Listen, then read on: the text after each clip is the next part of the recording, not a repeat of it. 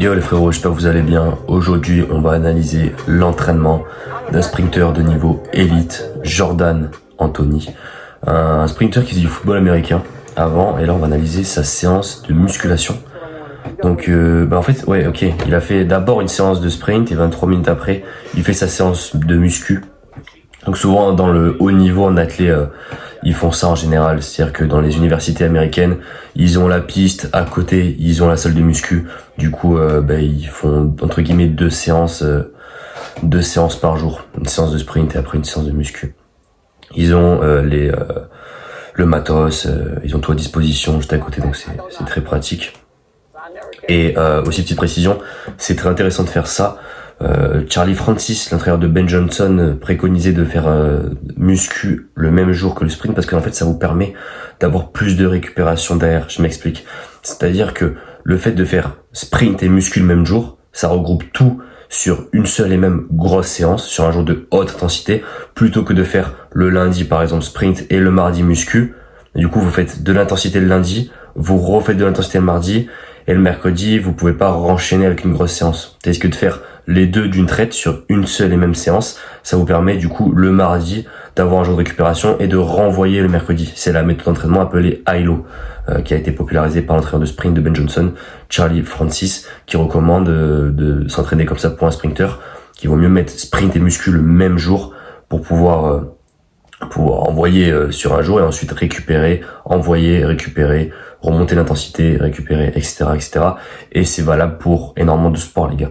Voilà, si vous faites, je sais pas, un sport co, du foot, du rugby, il vaut mieux mettre vos grosses séances, tout regrouper dans la même séance, pouvoir récupérer sur les jours d'après, plutôt que de mettre de l'intensité un peu tous les jours, de faire par exemple une grosse séance de fractionner le lundi, le mardi une grosse muscu, le mercredi de faire une séance de sprint, vous retapez dedans, le jeudi vous remettez une séance de muscu. En fait votre corps il récupère quasiment jamais et c'est compliqué de créer des adaptations et ça peut vous mener à la blessure. Donc voilà. Très bonne méthode, utilisée beaucoup par les Américains. Donc là on va voir un peu ce qu'il va faire.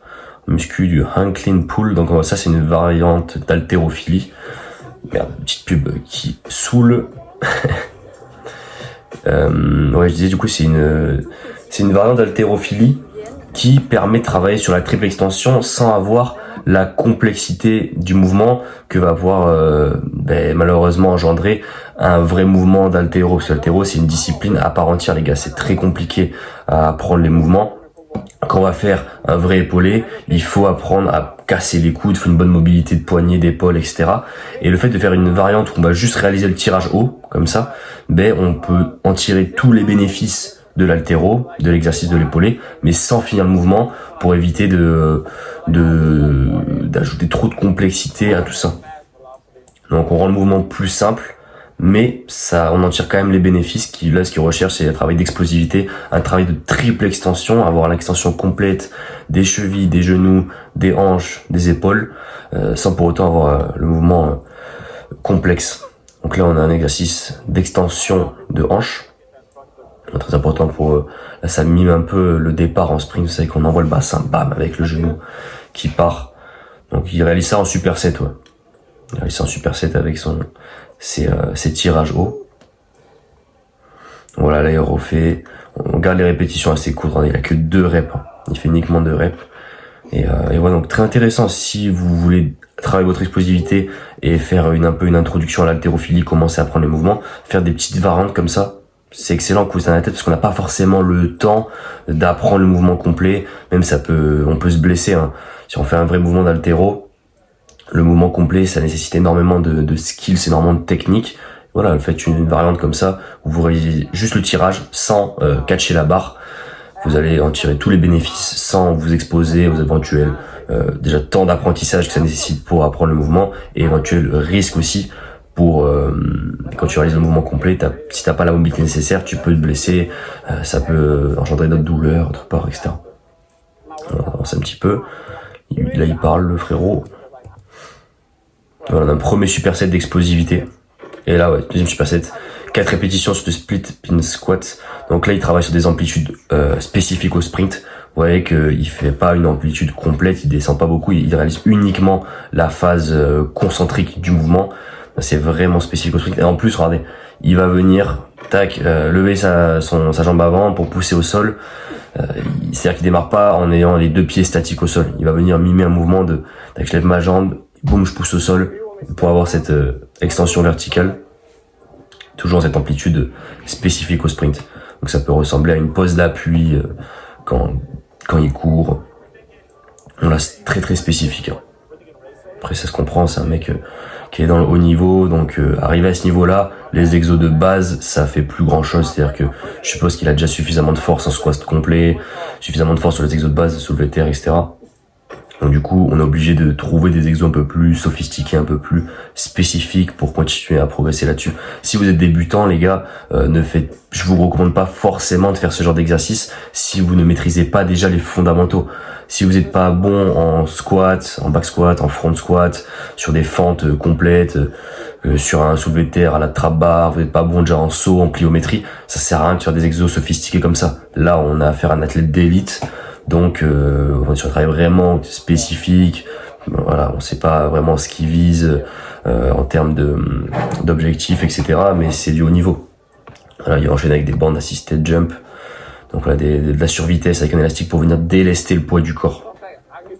Très intéressant pour travailler sa vitesse, parce que même quand on va faire un exo au poids du corps, on a toujours quand même c'est quand même assez lourd, notre propre poids du corps il est quand même assez lourd, on peut pas vraiment réaliser un mouvement avec énormément de vitesse. Et le fait d'utiliser une bande élastique attachée sur un rebord qui est au-dessus de nous, ça nous permet justement de venir délester le poids du corps et mettre encore plus de vitesse et travailler encore plus sur cette partie de la courbe force-vitesse, être encore plus de l'extrême côté de la vitesse pour créer notre adaptation. Donc là il enchaîne avec du 19-19 pour la mobilité de hanche. Super pour les sprinters, même pour les athlètes en général, pour la santé de tes hanches, tes articulations. Voilà, vous voyez qu'il fait pas juste un mouvement simple, il ajoute une contrainte, sur cette attention de force, de réussir à aller plus loin dans l'amplitude. Et en plus, il va réaliser en fin de mouvement, il va pas juste faire tac tac avec ses hanches 90-90, il va, dès qu'il arrive au bout, tendre sa jambe pour voilà lever et faire un peu des oscillations. Pour travailler vraiment en force au niveau du psoas, du fléchisseur de hanche. Donc voilà, l'intention est la clé les gars dans tous les mouvements. Et du coup ça il fait après ses sauts avec les bandes élastiques.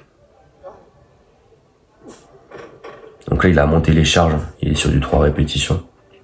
Ça va être très intéressant le fait de lever sa jambe, bam, et de pousser au sol pour bénéficier en fait un petit peu de l'élan, mais pour avoir encore plus d'explosivité. Voilà.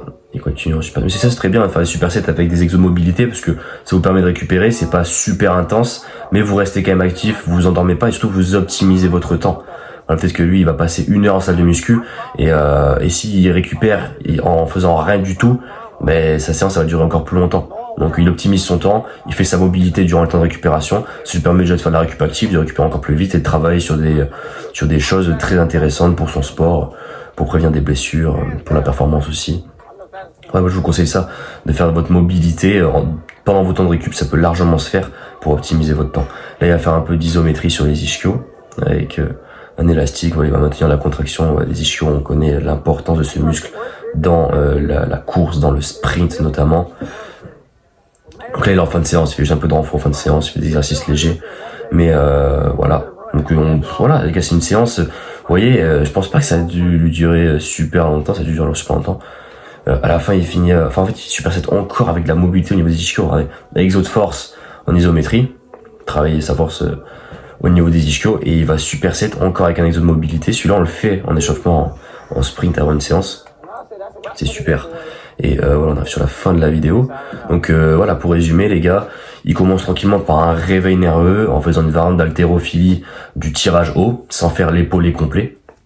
Voilà, pour, comme j'avais dit, éviter toutes les contraintes techniques, les contraintes aussi musculaires que ça peut donner si on ne maîtrise pas le mouvement, etc. Donc il enlève tout ce qui va complexifier le mouvement, il va juste se servir de ce qu'il a besoin, donc cette triple extension sans catcher la barre pour pouvoir gagner en explosivité sans s'exposer à d'éventuels risques de blessure.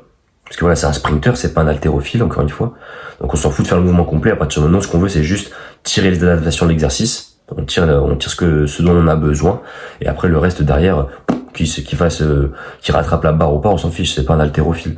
Donc voilà, ensuite il va superset avec il a les supersets je crois au début, cet exo-là avec, voilà, des extensions de hanches. Des mouvements, une extension de hanche avec des élastiques pour la propulsion du bassin en sprint, super important. Après, il avait fait ses fentes avec l'appui qui il lève sa jambe et bam, il pousse au sol. Fente très dynamique, en position spécifique, des quarts de fente, on va dire, bien lourdes pour travailler cette angulation que l'on retrouve en sprint. Voilà, la jambe va jamais être en flexion complète. La jambe elle est à peu près voilà comme ça, parce que on veut cibler le mouvement de la course, gagner de la force dans cette amplitude spécifique, parce que c'est un sprinter et c'est pas un débutant, comme je l'ai dit, c'est un gars qui a un niveau quasiment olympique, ce qui fait que voilà, il a déjà fait du squat complet pendant des années pour au début quand il a commencé l'athlétisme, il a déjà suffisamment de force sur tous les mouvements de base. Du coup là, il travaille vraiment sur des angulations spécifiques pour créer plus d'adaptation et voilà, et de pouvoir mettre beaucoup plus lourd. Surtout si vous êtes débutant, faites les fondamentaux déjà dans un premier temps. Dès que vous maîtrisez bien les fondamentaux, vous pourrez partir sur du plus spécifique, qui va être superset avec des sauts avec élastique en survitesse pour délaisser son poids du corps, et aussi un exo de mobilité de hanche.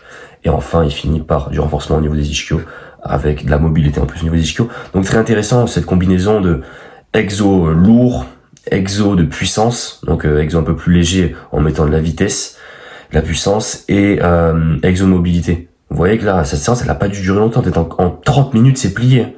Parce qu'en 30 minutes, ça peut se faire, les gars. Vous voyez, donc pendant votre temps de récup, au lieu de glander, d'être sur votre téléphone, de scroller, vous pouvez simplement, voilà, vous faites votre série lourde, votre exo de force, vous pouvez enchaîner avec un exo d'explosivité, et pendant votre temps de récupération, vous faites un exo de mobilité. Vous faites tout en même temps, vous faites voilà 2-3 gros blocs, vous faites par exemple 4-5 séries sur ce genre d'exo, vous faites 2-3 gros exos comme ça, 3 combinaisons d'exercices. Donc voilà, ça sert à rien de faire 40 000 exercices. Vous prenez voilà, pour vous échauffer de l'haltéro ou de l'explosivité pour réveiller votre système nerveux. Ensuite, un exo principal de force avec en superset un exo d'explosivité comme il l'a fait lui en sur vitesse par exemple.